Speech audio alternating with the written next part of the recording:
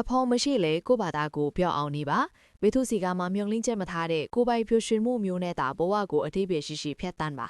စိတ်ကိုကြည်လင်စေမဲ့ဘ ഹു တုတစာအုပ်တွေကိုဖတ်ပါတခါတလေကိုအတင်းစုပ်ကိုင်းထားမိတဲ့အရာတွေကမထင်မှတ်ပင်နာကျင်မှုကိုသာလက်ဆောင်ပေးတတ်ကြပါတယ်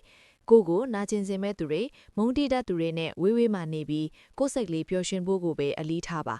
အထီးကျန်တယ်လို့ခံစားရတဲ့အခိုက်အတန့်တွေမှာအိမ်မွေးတရိษံလေးတွေနဲ့အချိန်ဖြုံးပြီးနေ့ရက်တွေကိုပျော်အောင်ဖန်တီးကြည့်ပါနားလေမှုတွေတီးခံခြင်းတွေနဲ့မေတ္တာတရားဆိုတာအတင်းကျပ်ဖန်ဆုပ်ထားစရာမလိုပဲအချင်းတန်ရင်တန်တက်ရောက်မှုအဖြစ်သူ့အလိုလိုရှိနေမှာပါ